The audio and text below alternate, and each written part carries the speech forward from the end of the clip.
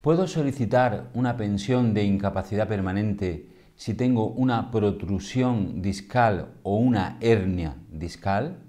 Seguidamente en este vídeo lo vamos a explicar. Buenos días, soy Ramón Escribano, soy abogado especializado en pensiones de incapacidad permanente, tramitación de altas médicas y también en obtención y reclamación de grados de discapacidad. Y hoy queremos hablar de una patología que es muy común, como son las protrusiones discales o bien las hernias discales. Tenemos que, lógicamente, para que se entienda a qué nos estamos refiriendo, explicar brevemente a qué nos referimos cuando hablamos de una protrusión discal o cuando hablamos de una hernia discal. Como saben, la columna vertebral, la columna, está formada por vértebras. Entre vértebra y vértebra nos encontramos como una estructura que es el disco intervertebral.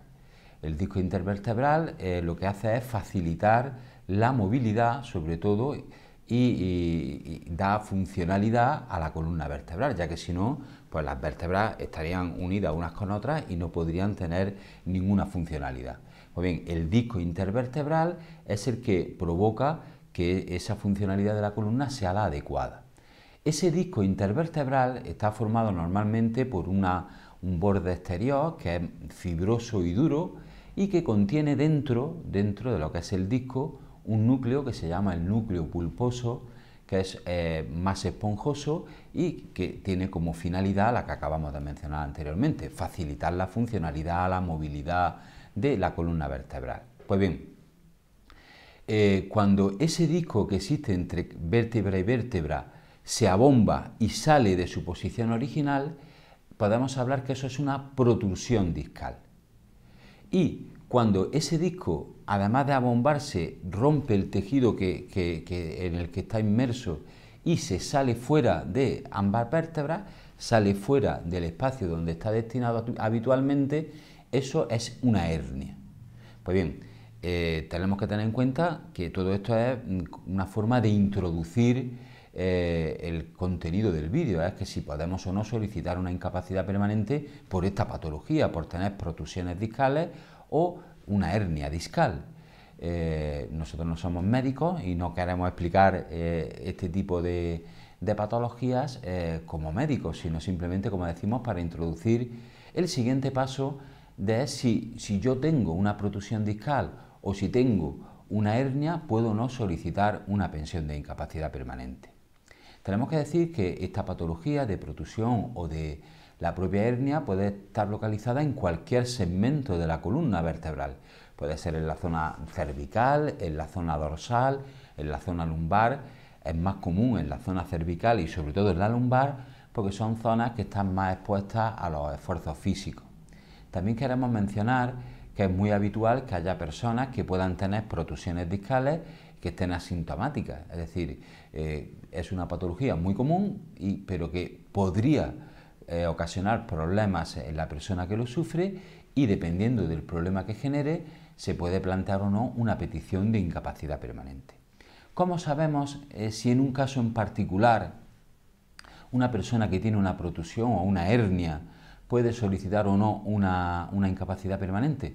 Pues bueno, tenemos que analizar la documentación médica que los especialistas que tratan al paciente o a la paciente nos puedan facilitar y donde nos expliquen qué tipo de patología tiene, si es una protrusión, si es una hernia, en qué localización está la misma, si en las cervicales, en la columna lumbar, etcétera. Y sobre todo, lo que más nos interesa es qué limitaciones le provoca. Nos estamos refiriendo, por ejemplo, a limitaciones, si hablamos de una protrusión, por ejemplo, a nivel lumbar, limitaciones que afecten a lo que es la capacidad de deambulación, a la capacidad de flexo-extensión de la columna, a cualquier otro aspecto que sea relevante a la hora de poder nosotros valorar la capacidad de trabajo que tiene la persona en particular. Cuando ocurre o una persona tiene una protrusión o una hernia a nivel cervical, pues igualmente nos interesa saber el diagnóstico, si está afectando o no a estructuras de tipo radicular, es decir, si afecta o no a raíces nerviosas que pueden existir en la zona donde está localizada esta patología, si esa hernia cervical o esa protrusión provoca una cervicobraquialgia, es decir, un dolor irradiado por el hombro y por el brazo, provocando pérdida de fuerza, entumecimientos, parestesias, etc. Todo eso, todas las limitaciones que pueda provocar una u otra patología, tienen que venir documentadas en los informes de los especialistas de la unidad de columna generalmente que traten al paciente en particular. Ahí nos dirán qué lesión tiene, qué pronóstico tiene, si está cronificada esa patología, qué tratamiento se le puede aplicar y también, sobre todo, como nos decimos, lo que nos interesa, las limitaciones concretas que sufre la persona como consecuencia de la misma. Ese es el primer apartado. El segundo apartado que tenemos que estudiar o plantearnos para solicitar una incapacidad permanente es valorar el trabajo de la persona interesada.